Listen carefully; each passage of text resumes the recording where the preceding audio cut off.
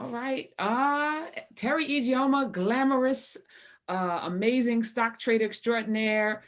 Trade and travel is her thing, and I'm an investor. Or Teri Ijeoma is where you can follow her on social media. We're here for our wrap up. Now we were going like a drum beat to this hub challenge, which was interesting because it was the first time you were showing people how your process, which was scary. It was scary. And then the election stuff started happening. So we had the election, then we had the election that we didn't get the results, and then there was contesting the election. So you were like, well, I'm putting my trading on pause until they figure this out. And you said typically during the election cycle, you don't trade anyway. So you were doing well. You showed us, you had halfway there, more than halfway there. And then you just went, and tell us what you experienced over the last several weeks leading into inauguration and beyond. Where are we with the challenge? So I got good news and bad news. I remember saying in the beginning that I would have this day where it'd be like, I got good news and bad news. So which one you want first, the bad news or the good news? Give me the bad. I always want the bad news so that then the good news can cover it. So the bad news is we finished the hub challenge early. So we were gonna try to. Wait, how is that bad news? Well, because we were trying to show everybody week by week all the way through Black History Month, but it's January and we already hit it. So we finished early. That's the bad news. Oh, okay. So the good news is then that the hub challenge is finished. That's the good. Yeah. Okay. The good. Yes. The good news is we made $450,000 for the hub. Yeah. Okay. All right. Now, full disclosure, Teri Ijeoma, you said you weren't trading during this period. Right. This is true. So if you weren't trading, how'd you do it?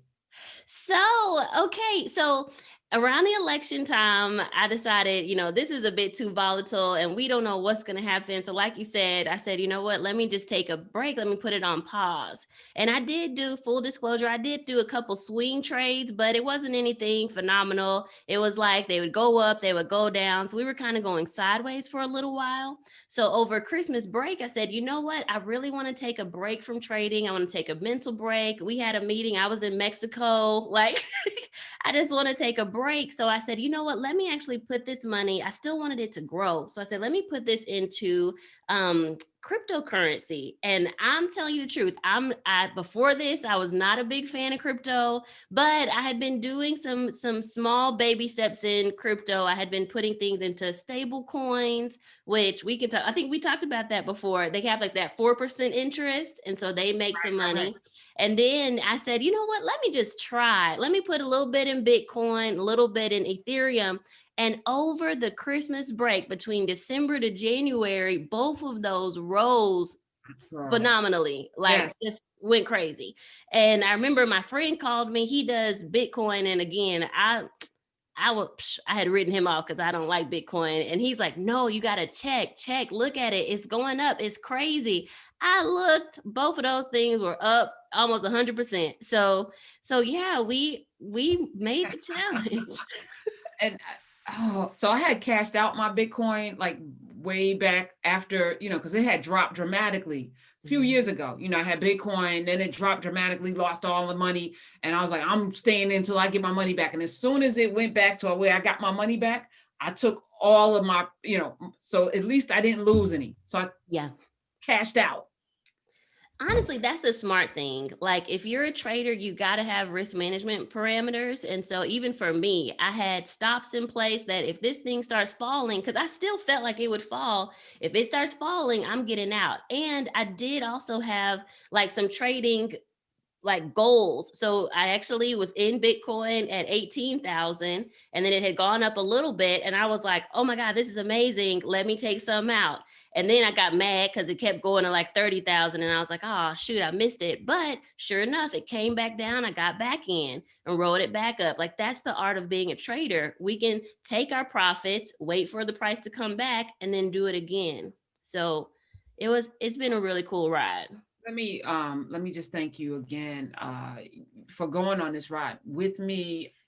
It was scary. You've never really done this before, But I think it's super important for people who are watching this, those of us who, may be nervous about the stock market, may be nervous about Bitcoin. It's really what you're teaching us is to be informed and to do things not out of emotion, to Yeah. do things out of actually learning the skill of this, because this is a skill. It is in many ways a science. You are an MIT grad, so you have that mathematical mind, but there is also kind of this measuring and tempering our own emotions around these things, because it's not like going shopping. You're not getting a high. It's not the lottery. You're not, this is something that you can win in, and history has told us over time the stock market will always outperform just you putting it in a savings account, just you keeping it in your mattress or in your bra, this, or wherever, sock drawer, I guess, Under like the this. mat, in the Right, pocket,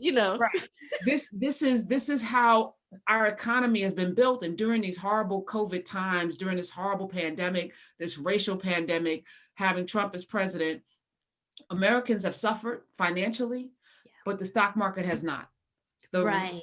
the stock market has done better. It has hit historic highs during a period where people can't find food or in food lines.